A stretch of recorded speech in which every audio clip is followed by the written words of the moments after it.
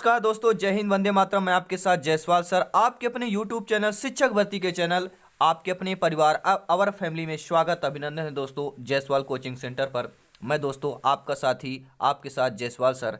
बात करेंगे पर्यावरण एनसीईआरटी पार्ट नंबर 4 की बात करेंगे। आपको पता है एनसीईआरटी के सिलेबस के अकॉर्डिंग 3 क्लास कंप्लीट हो चुकी है, ये चौथी क्लास है और इस क्लास में आपके महत्वपूर्ण 25 प्रश्न रहने वाले हैं और इन 25 प्रश्नों में से जीरो से लेके हाई लेवल के क्वेश्चन रहने वाले हैं। तो वीडियो इंपॉर्टेंट है, इन तक जरूर देखिएगा और इसके पिछले क्लासेस देखना है तो आई बटन पे लिंक पाएगा, आप लोग देख सकते हैं और प्लेलिस्ट में जाकर भी आप लोग देख सकते हैं। तो पहला प्रश्न आपके स्क्रीन पर है और पहला प्रश्न स्टार्ट करने से पहले मेरे सभी प्यारे मित्र वीडियो को एक बार लाइक कर देंगे। बहुत बहुत धन्यवाद दोस्तों। पहला प्रश्न है, कौन सा जीव पानी नहीं पीता है? ऐसा जीव का नाम बताइए जो पानी न पीता हो। भारत का कंगारू, ऑस्ट्रेलिया का कंगारू, अमेरिका का कंगारू, इनमें से कोई नहीं। अगर अदर ऑप्शन आता है कंगारू, हाथी, शेर, भालू, चीता, ये आता तो आपको कंगारू करना है। अगर ऐसा ऑप्शन आ जाए कि भारत का कंगारू, ऑस्ट्रेलिया का, अमेरिका का, तो फिर आपको राइट ऑप्शन सी ऑप्शन करेंगे।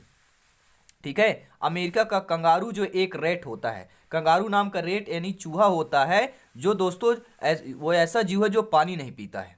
जी हाँ, कंगारू रैट एक चूहे की प्रजाति है जो बहुत छोटा होता है और नॉर्थ अमेरिका में यह दोस्तों पाया जाता है। एनसीईआरटी का बेस्ट क्वेश्चन है क्योंकि यहां से प्रश्न एक भी नहीं छूटने वाले हैं, सीधा सिलेक्शन से कनेक्टेड क्वेश्चन रहेंगे। दूसरा प्रश्न देखिएगा, विश्व का सबसे महंगा पशु कौन सा है? जी हाँ, विश्व का सबसे महंगा पशु की बात करते हैं। सबसे बड़ा हाथी होगा, जंगल का शेर होगा, बारहसिंगा या हिरण होगा जो बहुत सुंदर होता है, या रेस का घोड़ा होगा। तो सभी लोग जानते हैं दोस्तों कि विश्व का सबसे महंगा पशु कौन होगा। अगर आप लोग जानते हैं तो आपका कमेंट सर्वमान है। ठीक है दोस्तों, आपका हर एक कमेंट सम्मान है क्योंकि आप सभी लोग भावी अध्यापक अध्यापिकाएं हैं। दोस्तों आप सभी को नमन है, जय हिंद है। और इस प्रश्न का जवाब आ चुका है कि विश्व का ऐसा सबसे महंगा पशु दोस्तों रेस का घोड़ा कहलाता है। I think option number D यहाँ पे सही हो जाएगा। तीसरा प्रश्न क्या है, संसार में सबसे अधिक पशु जो है किस देश में होते हैं? भारत में है, अमेरिका में है, जापान में है, ऑस्ट्रेलिया में है। तो आपका कमेंट यहाँ पे क्या है, राइट आंसर क्या होने वाला है दोस्तों? तो संसार में वर्ल्ड की बात कर रहे हैं, सबसे अधिक जो पशु है उसमें हमारा देश आता है। भारत का नाम यहाँ पे अव्वल है। ठीक है, अगर पशुओं की बात करें तो भारत में सबसे अधिक पशु पाए जाते हैं, हमारा देश अव्वल है, नंबर 1 है। ठीक है, पहला ऑप्शन सही हो जाएगा। अब देखते हैं दोस्तों अगला प्रश्न। हर एक प्रश्न यहाँ पे इंपॉर्टेंट है, मैंने बताया जीरो से हाई लेवल के क्वेश्चन आपको मिलेंगे। सबसे बुद्धिमान जानवर कौन सा होता है? देखिए नॉर्मल क्वेश्चन तो आप लोग जानते होंगे, ठीक है, इसलिए मैं नॉर्मल क्वेश्चन नहीं सम्मिलित किया क्योंकि आप लोग जानते हैं कि कौवा ऊंची डाल पे बनाता है। ठीक है, ये सारी जो गर्दन घुमा लेता है उल्लू, ठीक है, पीछे तक गर्दन घुमा लेता है, ये सारी चीजें तो आप लोग पहले से ही जानते हैं। ठीक है, सबसे बुद्धिमान जानवर कौन सा माना जाता है? शेर माना जाता है, चिंपांजी, घोड़ा, हिरण।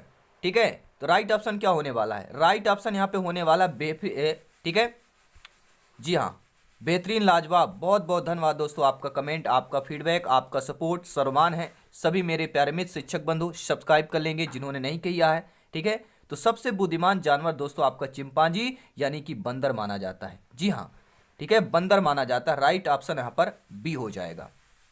अगला प्रश्न प्यारा सा प्रश्न है, ध्यानपूर्वक देखते हैं।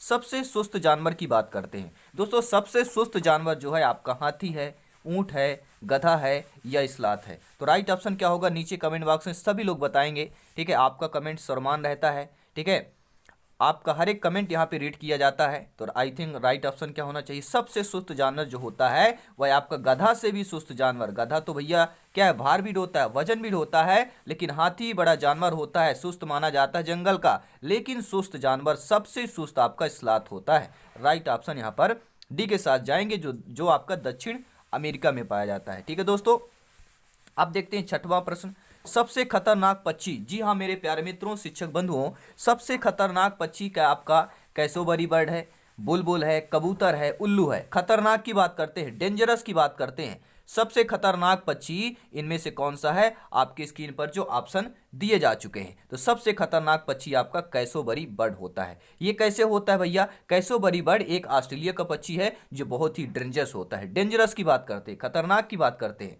और हर एक प्रश्न आपको पता है एनसीईआरटी के बेस्ड है क्योंकि यहां पर दोस्तों सिलेक्शन सर्वोपरि है। सिलेबस के अकॉर्डिंग हर एक क्वेश्चन हर एक कंसेप्ट किया जाता है दोस्तों। ठीक है, अगला प्रश्न देखिएगा, किस चिड़िया की आवाज़ सबसे मधुर होती है, मीठी होती है? उल्लू की बात करेंगे, कोयल की बात करेंगे, मैना की बात करेंगे, तोता की बात करेंगे। ठीक है, अब यहाँ पे 3 ऑप्शन, उल्लू तो उधर होता नहीं है, ये तो डरावता है, ऊ ऊ करता है, ये तो क्या देखते होंगे जैसे ही शाम होता है पेड़ पे बैठ के ऊ डराता है, ये डेंजरस होता है, ये तो डेंजरस है, मधुर हो ही नहीं सकता। अब बात करती कोयल, कोयल तो मीठी है, सब कोई जानता है। ठीक है, मैना की बात करते हैं, सुनने में मैना बहुत अच्छी लगती है। ठीक है, और तोता, तोता तो मियाँ मिट्ठू है कहलाते हैं। ठीक है, लेकिन आई थिंक यहाँ पे अगर ऑप्शन को चूज किया जाए, राइट ऑप्शन देखा जाए एनसीईआरटी के बेस्ड पर, तो ऑप्शन नंबर बी यहाँ पर सही हो जाएगा। अब देखते हैं दोस्तों अगला प्रश्न। पक्षी कितनी ऊंचाई तक उड़ सकते हैं? आकाश के नभ तक उड़ सकते हैं, एवरेस्ट की ऊंचाई के बराबर उड़ सकते हैं, आपके वायुमंडल तक उड़ सकते हैं, या क्षोभ मंडल के तक ही उड़ सकते हैं? तो आपका कमेंट सरमान है, आप लोग फीडबैक देते रहें, बहुत बहुत धन्यवाद। ठीक है दोस्तों, तो पक्षी कितनी ऊंचाई तक उड़ सकता है, सभी लोग कमेंट करेंगे, सभी प्यारे मित्र कमेंट करेंगे। और जितने ज़्यादा 25 में से ज़्यादा अगर 20 प्लस जिन्होंने ला रहे हैं इस क्लास में, इस कंसेप्ट के, उनका नाम मैं नेक्स्ट क्या है, उनका नाम मैं अनाउंस करूंगा अगली क्लास पर। अगर जितने 20 प्लस आए हैं नीचे कमेंट बॉक्स में बता दीजिएगा सर मेरे 20 प्लस आए हैं, आपका नाम जो है नेक्स्ट वीडियो में, वीडियो के इनमें आपका क्या है नाम लिया जाएगा कि इन्होंने मेहनत किया, इन्होंने तैयारी किया है। आप लोग सभी लोग देखिए सिलेक्शन वाली तैयारी चल रही है, आप सभी लोग भावी अध्यापक अध्यापिकाएं हैं। तो पक्षी कितनी ऊंचाई तक उड़ सकता है? मेरे प्यारे मित्रों, राइट ऑप्शन आपका जवाब आ चुका है यहाँ पे, सही ऑप्शन सटीक आंसर होगा एवरेस्ट की ऊंचाई पर। अब ये बात आती है कि एवरेस्ट की ऊंचाई क्या है, ये भी जानना जरूरी, एक एक प्रश्न यहाँ पे देखेंगे दोस्तों। एवरेस्ट की ऊंचाई लगभग जो है आपके पहले क्या मानी जाती थी, 888 की मैं बात करता हूँ, 88-48 की बात करता हूँ मीटर आपकी एवरेस्ट की ऊंचाई थी। ये पहले 15 वर्ष पहले, ठीक है, ये नापी गई थी। लेकिन दोस्तों एक विनाशकारी भूकंप के बाद माउंट एवरेस्ट की ऊंचाई अब क्या हो गई है, एक विनाशकारी भूकंप आया था, इसकी ऊंचाई दोस्तों बढ़ गई है। अभी तक इसकी ऊंचाई 88-48 मीटर थी, लेकिन नेपाल सरकार ने, नेपाल गवर्नमेंट ने इस खुलासे के बाद कि दुनिया के सबसे चोटी 0.86 मीटर और ऊंची हो गई है भूकंप के कारण। ठीक है दोस्तों, तो एवरेस्ट की ऊंचाई किसके बराबर हो जाएगी, तो लगभग अगर आपका 88-48 आता है तो ठीक सही है, अगर 88-48.86 आता है तो ये भी आपका सही ऑप्शन हो जाएगा। अब देखते हैं दोस्तों अगला प्रश्न। वह कौन सा जानवर है जिसे गुलाबी पसीना आता हो? भैया पसीना तो हमने सुना पानी की तरह आता है, नमकीन होता है, ठीक है, लवणीय होता है, लेकिन ये गुलाबी पसीना आता भैया, ये तो रोज की तरह है। रोज कैसा होता है, रोज आपका गुलाब, गुलाब की बात करेंगे, रोज की बात कर रहे हैं भैया। ठीक है, सफेद घोड़ा, लाल घोड़ा, दरियाई घोड़ा या गुलाबी घोड़ा? क्या गुलाबी पसीना गुलाबी घोड़ा को आता है, सफेद घोड़ा को आता है, या लाल घोड़ा को, या आपके दरियाई घोड़ा को आता है? तो राइट ऑप्शन आई थिंक दोस्तों सी ऑप्शन के साथ जाएंगे। सी ऑप्शन थोड़ा डिफरेंट भी आपको लग रहा होगा, सफेद लाल, लेकिन ये थोड़ा नाम आपको सुना सुना लग रहा है, तो सी ऑप्शन यहाँ पर सही हो जाएगा, दरियाई घोड़ा। ठीक है दोस्तों, अब आपका 10वां प्रश्न प्यारा सा है, देखिएगा ध्यानपूर्वक। वह कौन सा जानवर है जो हफ्तों तक पानी नहीं पीता? भैया ये तो खतरनाक है, ये तो अपने आप में, ठीक है, वर्ल्ड रिकॉर्ड बना चुका है दोस्तों। ऐसा जानवर जो हफ्तों तक पानी नहीं पीता है, क्या वह शेर है, हाथी है, ऊंट है, या आपका कछुआ की बात करेंगे? कछुआ सबसे ज्यादा जीने वाला, लगभग 300 वर्ष तक आपका जीता है, 300 वर्ष से अधिक तक सबसे जीवित आपका जो जीव कहलाता है जानवर, ठीक है, जीवों में आता है, वह कछुआ कहलाता है। ठीक है दोस्तों, सबसे अधिक। ठीक है, लेकिन यहाँ पूछा गया हफ्तों तक पानी नहीं पीता, तो वह आपका ऊंट है, जो कि रेगिस्तान में होता है, रेती इलाके में होता है, जहाँ पानी की कमी होती है, वहाँ की यह सवारी मानी जाती है। तो सी ऑप्शन यहाँ पर सही हो जाएगा। अब देखते हैं दोस्तों अगला प्रश्न। उम्मीद है, आई होप आप लोग हर एक प्रश्न को अच्छे तरीके से अटेंड कर रहे होंगे। वीडियो को लाइक शेयर करते रहें, शिक्षक को शेयर करते रहें। दोस्तों अगला प्रश्न है, प्राकृतिक चयन यानी कि नेचुरल सिलेक्शन द्वारा प्रजातियों के विकास के किस सिद्धांत को, ठीक है, किसने दिया था? जी हाँ दोस्तों, प्राकृतिक चयन नेचुरल सिलेक्शन द्वारा प्रजातियों के विकास के सिद्धांत को किसने दिया? आपके डार्विन ने, मेंडल ने, डाल्टन ने, या आपके मॉर्गन ने दिया था? तो आपका कमेंट, आपका फीडबैक यहाँ पर सर्वमान्य है। तो राइट ऑप्शन दोस्तों जाएगा डार्विन की बात करेंगे। जी हाँ दोस्तों, ठीक है, चार्ल्स रॉबर्ट डार्विन ने अपनी पुस्तक प्रजातियों की उत्पत्ति में विकास के सिद्धांत को दिया था। उनके द्वारा प्रस्तावित सिद्धांत को प्राकृतिक चयन का सिद्धांत भी कहा जाता है। तो प्राकृतिक चयन का सिद्धांत किसको कहा जाता है? चार्ल्स रॉबर्ट डार्विन, जो अपनी पुस्तक प्रजातियों की उत्पत्ति में विकास का सिद्धांत दिया था। अब देखते हैं दोस्तों अगला सा प्यारा सा प्रश्न है कि अनुवांशिकी के पिता के रूप में किसे जाना जाता है? भैया हम बात कर रहे हैं अनुवांशिकी की बात कर रहे हैं। ये ऐसे प्रश्न हैं जो प्रत्येक टीटी में संभावित प्रश्न होते हैं दोस्तों। जी हाँ, बेहतरीन लाजवाब क्लास है। आप लोगों का सपोर्ट ही दोस्तों हमें मोटिवेट करता है। ठीक है, ये एक परिवार है, शिक्षकों का परिवार है। तो अनुवांशिकी के पिता के रूप में किसे जाना जाता है? आप लोग सपोर्ट करते रहें। आपका फीडबैक, आपका कमेंट देखते हैं क्या आता है इस पर। Mendel, Darwin, Dalton, Marie Curie की बात करेंगे। तो ठीक है दोस्तों, तो यहाँ पे राइट ऑप्शन अनुवांशिकी के पिता किस रूप में जाना जाता, तो आई थिंक ऑप्शन नंबर क्या होना चाहिए? ग्रेगर मेंडल की बात करेंगे। जी हाँ दोस्तों, ऑप्शन नंबर क्या हो जाएगा? यहाँ पर पहला ऑप्शन दोस्तों सही हो जाएगा। ग्रेगर मेंडल को अनुवांशिकी के पिता के रूप में जाना जाता है क्योंकि उन्होंने अनुवांशिकता के बुनियादी सिद्धांतों की खोज की थी। ठीक है दोस्तों, अब देखते हैं अगला सा प्रश्न। प्यारा सा प्रश्न है कि इनमें से कौन सा स्रोत जो है क्रमिक विकास के लिए प्रमाण प्रदान करते हैं? ठीक है, बहुत सारे जैसे कंफ्यूजन भी होता है। आप लोग बुक में कुछ और आंसर देखते होंगे और यहाँ हमारे द्वारा और कुछ आंसर होता है। तो ठीक है, हो सकता है हमसे भी गलती हो सकती है, हो सकता है बुक में भी गलती दिया हो। थोड़ा खोजबीन कर लीजिए, सर्च कीजिए। इसके बाद जो है आपका अपना फीडबैक देते रहिए। ठीक है, आपसे ही सीखने को मिलता है दोस्तों। ठीक है, कोई भी इंसान ठीक है सीखता ही है, तो मैं भी सीख रहा हूं दोस्तों, आप लोगों का सपोर्ट मिलता है। कौन सा स्रोत जो है क्रमिक विकास के लिए प्रमाण प्रदान करता है? आपका होमोलोगस ओर्गस की बात करेंगे, एनालॉगस ओर्गस की बात करेंगे, जीवाश्म की बात करेंगे, या ये सभी हो जाएंगे? ठीक है प्यारे मित्रों, तो ऐसा स्रोत जो क्रमिक विकास के लिए प्रमाण प्रदान करता है वह और कोई नहीं दोस्तों, वह महत्वपूर्ण स्रोत जो कौन से हैं जो क्रमिक विकास के लिए प्रमाण प्रदान करते हैं, आपका ये तीनों हैं। होमोलोगस आर्गस भी है और आपका एनालॉगस ओगस और जीवाश्म, अर्थात दोस्तों ये तीनों ऑप्शन जो हैं क्या है क्रमिक विकास के लिए प्रमाण प्रदान करते हैं। तो राइट ऑप्शन यहाँ पर फोर्थ ऑप्शन हो जाएगा।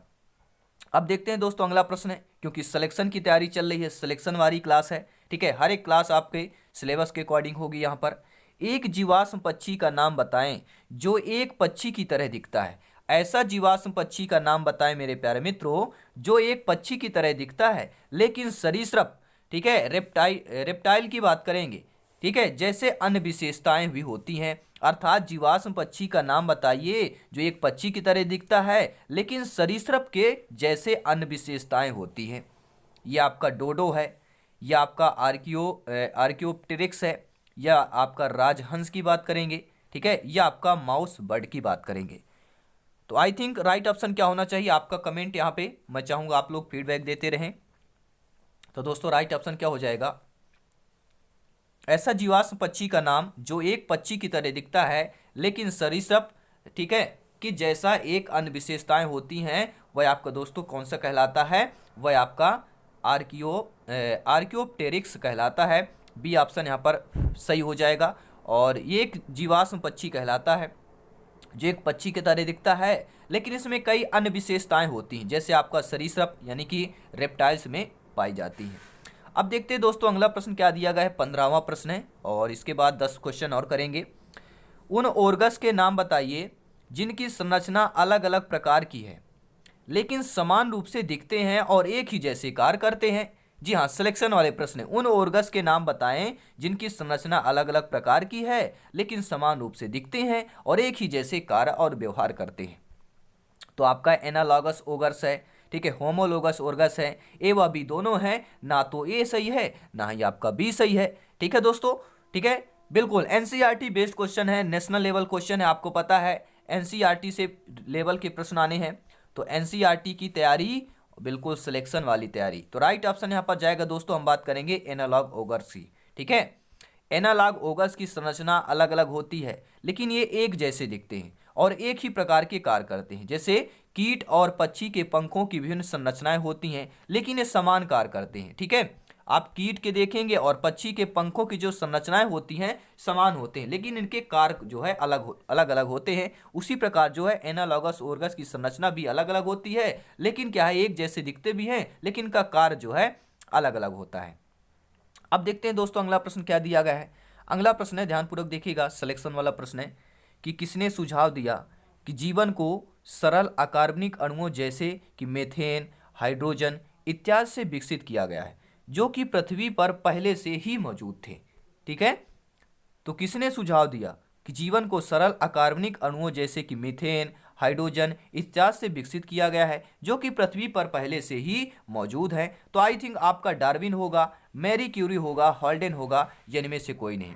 तो दोस्तों पृथ्वी पर पहले से ही मौजूद थे वह आपके दोस्तों हॉल्डेन की बात करेंगे। ठीक है, व्याख्या देख लेते हैं, कंसेप्ट देखेंगे। एक ब्रिटिश वैज्ञानिक जेबीएस हॉल्डन ने 1929 में सुझाव दिया था कि जीवन को मीथेन, हाइड्रोजन इत्यादि जैसे सरल अकार्बनिक अणुओं से विकसित किया गया है, जो कि पृथ्वी पर बनने के लिए तुरंत बाद से मौजूद थे। ठीक है दोस्तों, तैयारी ऐसी आ रही है जैसे भी आपके एग्जाम में क्वेश्चन आए, बोलते हैं ना इस बार हाई लेवल के प्रश्न आएंगे भैया, तैयारी उसी हिसाब से हो रही है, क्योंकि यहाँ पर सिलेक्शन नहीं टॉप रैंक भी हासिल करना है। ठीक है दोस्तों, टॉप रैंक हासिल करना, इस परिवार का, अपने परिवार का अपना नाम रोशन करना है। ठीक है, अपना यहाँ पे एजुकेशन लेवल दिखाना दोस्तों। जी हाँ, शिक्षक सर्वमान होते हैं। सभी मेरे शिक्षकों का मेरा नमन है, सभी मेरे प्यारे मित्र।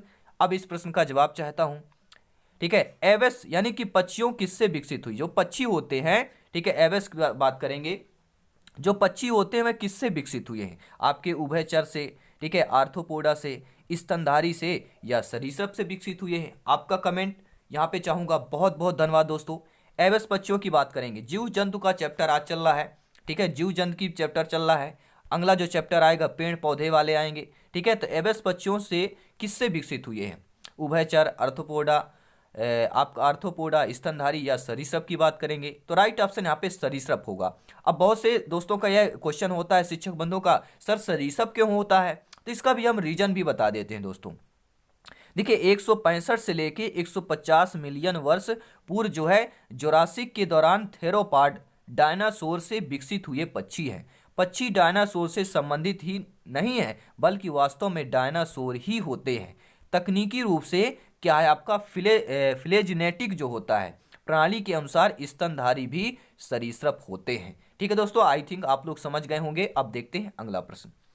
पृथ्वी पर जीवन की उत्पत्ति का सिद्धांत किसके द्वारा प्रस्तावित किया गया था? जो पृथ्वी है इस पर जीवन की उत्पत्ति का सिद्धांत किसके द्वारा प्रस्तावित किया गया था? आपके हॉल्डेन के द्वारा, स्टैनली मिलर के द्वारा, हेरोल्ड सियोरे के द्वारा, या आपके लैमार्क के द्वारा किया गया था? तो राइट ऑप्शन दोस्तों होना चाहिए हॉल्डेन की बात करेंगे। जी हाँ, हॉल्डेन द्वारा पृथ्वी पर जीवन की उत्पत्ति का प्रस्ताव प्रस्तावित किया गया है, जो कि स्टैनली एल मिलर और आपके हेरोल्ड सी यूरे द्वारा किया गए प्रयोगों द्वारा पुष्टि भी की गई थी। ठीक है, अब देखते हैं दोस्तों अगला प्रश्न। इसके बाद आपके 5-6 प्रश्न और हैं, ध्यानपूर्वक देखिएगा। हर एक प्रश्न यहाँ पे आपको पता है एनसीईआरटी बेस्ड है, आपके सिलेबस के अकॉर्डिंग है। अब इनमें से आंसर ये बताइए, क्वेश्चन ये कर आपका कि इनमें से कौन सा जो है डार्विन के क्रमिक विकास के सिद्धांतों में से एक है। अब बात कर रहे हैं डार्विन के क्रमिक। डार्विन एक आपके, ठीक है, शिक्षा मनोवैज्ञानिक माने जाते हैं। तो डार्विन के क्रमिक विकास के सिद्धांतों में से एक कौन होगा? कि किसी भी आबादी में प्राकृतिक भिन्नता होती है, हालांकि सभी प्रजातियों में बड़ी संख्या में संतान उत्पन्न होती है, लेकिन आबादी स्वाभाविक रूप से स्थिर रहती है। यह आबादी अपने अस्तित्व के लिए संघर्ष करती है और अयोग्य व्यक्ति खुद पीछे रह जाते हैं या हट जाते हैं, या उपरोक्त सभी होगा। तो मेरे प्यारे मित्रों, डार्विन के क्रमिक विकास के सिद्धांतों के अनुसार ये उपरोक्त यहाँ पे सही होगा, क्योंकि उन्होंने कहा था अपने सिद्धांत में कि इन रूपों को वर्णित किया जा सकता है किसी भी आबादी के भीतर प्राकृतिक भिन्नता। कुछ लोगों के पास दूसरों की तुलना में अधिक अनुकूल भिन्नताएं होती हैं। हालांकि सभी प्रजातियों में बड़ी बड़ी संख्या में जो है संतान उत्पन्न होती है, आबादी काफी स्वाभाविक रूप से स्थिर भी रहती है, लेकिन आबादी अपने अस्तित्व के लिए संघर्ष करती है और अयोग्य व्यक्तियों के पीछे छोड़ देती है, और इसे ही प्राकृतिक चयन कहा जाता है। आई थिंक आप लोगों को मैं समझाने में सफल होऊंगा। ठीक है मेरा दोस्तों, ठीक है, ये रहता है कि आप लोग समझ सके दोस्तों, क्योंकि यहाँ पे हमें सिलेक्शन चाहिए और कुछ नहीं दोस्तों, बाकी आप लोगों का प्यार स्नेह है। ठीक है, तो मौजूदा प्रजातियों से नई प्रजातियां विकसित होती हैं। जो आप देखते होंगे मौजूद जो प्रजातियां होती हैं, ठीक है, मौजूद जो प्रजातियां होती हैं पिछले से, इनसे क्या नई प्रजातियां विकसित होने वाली प्रक्रिया को क्या कहते हैं? जो पुरानी प्रजातियां होती हैं इनसे जो नई प्रजातियां विकसित होती हैं, इस प्रक्रिया को क्या बोलते हैं? इस पूरी प्रक्रिया को क्या बोला जाता है? आपका कमेंट फीडबैक चाहूंगा। इस प्रक्रिया को क्या बोलते हैं? इस प्रक्रिया को होमोलोगस बोलते हैं, एनालॉगस बोलते हैं, प्रजातिकरण बोलते हैं, या आनुवांशिक भिन्नता बोलते हैं? तो जो भी दोस्तों पुरानी मौजूद जो प्रजातियां हैं उनसे जो नई प्रजातियां विकसित होने वाली जो प्रक्रिया होती है वही दोस्तों प्रजातिकरण कहलाती है। ठीक है, इसकी बात करेंगे। नई प्रजातियों के गठन को कहते हैं प्रजातिकरण। उपरोक्त लेख से प्रश्नों व उत्तरों के रूप में हमने देखा कि क्रमिक विकास का क्या होता है, इससे संबंधित क्या क्या सिद्धांत दिए गए हैं, सारी चीजें आप लोग समझ पाए होंगे। अब 5 बेहतरीन महत्वपूर्ण प्रश्न, ठीक है, जीके लेवल के प्रश्न है, ठीक है, जीके लेवल के प्रश्न है। और ऐसे प्रश्न है दोस्तों, ये यूपीएससी लेवल के प्रश्न है आपके, और एमपीएससी लेवल के प्रश्न है, और बात करेंगे आईएएस आईपीएस लेवल के प्रश्न है, इन्वायरमेंट से पूछे जाते हैं। ध्यानपूर्वक देखिएगा ये 5 प्रश्नों को, ठीक है। ऐसा कौन सा पक्षी है जो पानी नहीं पीता है? ऐसा पक्षी का नाम बताइए जो पानी न पीता हो। आपका चातक है, चील है, कोयल है, बुलबुल है। आपका कमेंट स्वरमान है। सभी मित्रों को जय हिंद, वंदे मातरम दोस्तों, सपोर्ट करते रहें। ऐसा पक्षी जो पानी न पीता हो, जी हाँ दोस्तों, ऐसा पक्षी जो पानी न पीता हो वो कोई और नहीं, चातक है। और आप गूगल में जाके चातक से सर्च करेंगे, इससे सारा डिटेल आपको मिल भी जाएगा, ठीक है। और एक बात, कभी पानी नहीं, ये केवल क्या है, बरसात का पानी पीता है, ये भी ध्यान देना, बरसात का केवल पानी पीता है, इसके अलावा आपका कभी नहीं पानी पीता, ठीक है, ये भी ध्यान देना। चातक ऐसा पक्षी है जो केवल बरसात का ही पानी पीता है, बाकी अदर नहीं पीता है। अब देखते हैं अगला प्रश्न, टैडपोल जो है किसके जीवन की प्रारंभिक अवस्था है? यहाँ पर मैं जानता हूँ 40% लोग इसका आंसर जानते होंगे। मेरे सभी प्यारे मित्र, भाई बहन, शिक्षक बंधु, गृहिणी जिसका सपना है अध्यापक अध्यापिका बनना, 40% इसका जवाब सभी लोग जानते हैं कि टैडपोल किसके जीवन की प्रारंभिक अवस्था है। केचुए की है, कबूतर की है, सांप की है, मेढक की? आप फटाफट कमेंट कीजिएगा। जी हाँ दोस्तों, टैडपोल किसके जीवन की प्रारंभिक अवस्था है? केचुए, कबूतर, सांप, मेढक। और अंत में बताता हूँ, जो ज़्यादा यहाँ पे अगर 20+ जितने भी स्कोर करेंगे कमेंट में करेंगे, उनका नाम अनाउंस होगा नेक्स्ट वीडियो के एंड पर, ठीक है। तो टैडपोल किसके जीवन की प्रारंभिक अवस्था, वो है मेढक की होती है, सभी लोग जानते हैं। अब देखते हैं दोस्तों अगला प्रश्न, ऐसा कौन सा पक्षी है जो जमीन पर पैर ही नहीं रखता है? क्या आपका हरियल पक्षी है, चेतक पक्षी है, गिद्ध पक्षी है, या बाज पक्षी है? ठीक है, तो बाज सभी लोग जानते हैं। बाज क्या जानते हैं भैया? उड़ान की बात जानते हैं, स्पीड की बात करते हैं। गिद्ध की बात करते हैं, ठीक है, इनका नाम तो अलग ही होता है, लेकिन जमीन पर पैर नहीं रखता है, ठीक है। ऐसा नहीं कि ये उड़ान करते हैं जमीन पे पैर नहीं रखते, पैर रखते हैं, लेकिन कौन ऐसा पक्षी है, प्यारा सा पक्षी है, उसका नाम किससे होता है? हरियल से शुरू होता है। हरि यानी भगवान होता है, हरि यानी भगवान होता है, और हरि यानी हरियाली होता है, ठीक है। प्रकृति दोनों प्रेमी है, हरि जो शब्द है वह प्रकृति प्रेमी कहलाता है। तो हरियल पक्षी है दोस्तों जो जमीन पे पैर नहीं रखता है, ठीक है। अब देखते हैं दोस्तों अगला प्रश्न, ठीक है, ऐसा कौन सा पक्षी है जो हाथ लगाते ही मर जाता है? भैया ऐसा पक्षी छूना नहीं है, ठीक है, कोविड की तरह है, छूना नहीं है, बिल्कुल दूर रहना है ऐसा पक्षी। भाई हमें कल्चर चाहिए, जीवित चाहिए इन लोगों को। तो क्या आपका वह काइट फ्लाई है, वर्ड फ्लाई है, वीनस फ्लाई ट्रैप है, या बटरफ्लाई है? बटरफ्लाई तो तितली होता है, ठीक है। हम बात कर रहे हैं पक्षी की। पक्षी जो हाथ लगाते ही मर जाता है वो कोई और नहीं, ओनली वन वर्ड में वीनस फ्लाई ट्रैप होता है दोस्तों। सी ऑप्शन सही हो जाएगा, ठीक है। और बात करेंगे, एक और क्वेश्चन आता है, एक और क्वेश्चन आता है, ध्यान दीजिएगा। हारिल पक्षी कभी कभी जमीन पर नहीं बैठता, कभी जमीन पर, सॉरी, हारिल पक्षी कभी जमीन पर नहीं बैठता। नदी, नाले, तालाबों के किनारे जब भी हारिल पानी पीने के लिए जाता है, उसके पंजे जो है पैर में पेड़ की लकड़ी दबी होती है, पंजों में क्या है, लकड़ी दबा देता है। और हारिल पक्षी हरदम पेड़ पर ही रहता है, और जब कभी पेड़ से जाता है तो पंजों में लकड़ी लेके चलता है, यानी जमीन पर अपने पैर नहीं रखता, वो लकड़ी के माध्यम से रखता है। और ज़्यादातर जो आपका हारिल पक्षी है वह पीपल, बरगद के, ठीक है, मुझे पेड़ भी उनका ठिकाना, जहाँ पर मुड़े होते हैं पेड़, मुड़े पेड़ जो होते हैं पीपल, और उनके नीचे क्या अपना ठिकाना है बना लेता है। ये है हरियल पक्षी की, ठीक है। अब देखते हैं दोस्तों अंतिम प्रश्न इस कंसेप्ट का, इस क्लास का, इस सेशन का। ऐसा कौन सा जीव है जो कभी नहीं सोता है? जी हाँ दोस्तों, ऐसा जीव जो सोता ना हो। अब आप बोलेंगे सर हम 11-12 बजे के बाद तो नींद जल्दी आ जाती है और सुबह जल्दी नींद खुलती नहीं है, ठंड का मौसम है, रजाई में बढ़िया आराम से लेटे रहते हैं। भैया हम जीव की बात करते हैं, मानव नहीं, मानव का ऑप्शन ही नहीं है, हमारा आपका तो ऑप्शन नहीं है, क्योंकि जानते हैं ये हैं, क्या जानते हैं भैया, सोता ही रहता है। मानव सोने वाला जीव है, ठीक है, लगभग 6 से 8 घंटे तक सोता है। आप हम सभी सोते होंगे, ठीक है, ठंड का मौसम चल रहा है, ठीक है। अपने आप को सुरक्षित रखिए और तैयारी करते रहिए। इस प्रश्न का जवाब देख लेते हैं, ऐसा कौन सा जीव है जो कभी नहीं सोता? देखिए हाथी की बात करते हैं, कभी नहीं सोता, हाथी तो सोता है। शेर तो अभी सुस्त जानता है, सभी लोग जानते हैं, शेर ऐसा जब उसे भूख लगती है तभी वह शिकार के लिए उठता है, बाकी वो क्या आराम से लेटता रहता है। चींटी की बात करेंगे, ऐसा कौन सा जीव जो कभी नहीं सोता? चींटी की बात करेंगे तो चींटी भी हो सकता है। हमें क्या आपने चींटी को रुकते हुए सोते हुए देखा क्या? एक तो वैसे भी छोटा जीव होता है, सूक्ष्म जीव होता है। ठीक है, उल्लू, उल्लू तो भैया सोता है। उल्लू बोलते हैं दिन में सोता है, रात में जागता है, डराता भी है। ठीक है, अजीब तरह की आवाजें निकाल के, साउंड करके। ठीक है, तो यहाँ पे राइट ऑप्शन होना चाहिए, आई थिंक सी ऑप्शन हो चाहिए। ठीक है, अब आपका क्या आंसर है आप कमेंट द्वारा बता सकते हैं। एक चीज और दोस्तों, एक क्वेश्चन देना था आपके लिए दोस्तों, होमवर्क में दे रहे हैं क्वेश्चन। ठीक है, होमवर्क है, मॉक क्वेश्चन है आपके लिए, इसका कमेंट आपको बताना है। दूसरों का छोड़ा हुआ खाना कौन सा जानवर खाता है? ठीक है, ऐसा जानवर जो दूसरों का खाना छोड़ा हुआ खाता हो। ठीक है, 4 ऑप्शन है, कॉकपिन, गिनी पिग, लॉल पिग या कुत्ता। नीचे कमेंट बॉक्स में बताइएगा, नीचे कमेंट बॉक्स में बताइएगा। और मुझे पता है 90% लोग क्या उत्तर देने वाले हैं, मुझे पता है। ठीक है, लेकिन फिर भी आप लोगों का मॉक टेस्ट है, सभी लोग कमेंट के माध्यम से बताइएगा इसके आंसर क्या होने वाला है। ठीक है दोस्तों, ये क्लास आपको कैसी लगी नीचे कमेंट बॉक्स से जरूर बताइए, फीडबैक देते रहिए। और कितना स्कोर है ये कमेंट बॉक्स में जरूर बताइएगा विथ नेम अपना। ठीक है, कल हम अनाउंस भी करेंगे वीडियो के एंड पर। तो धन्यवाद दोस्तों, हमेशा हंसते रहिए, मुस्कुराते रहिए और तैयारी जारी रखिए, क्योंकि सिलेक्शन यहाँ पे सर्वोपरि है। जय हिंद, वंदे मातरम, शुभ रात्रि।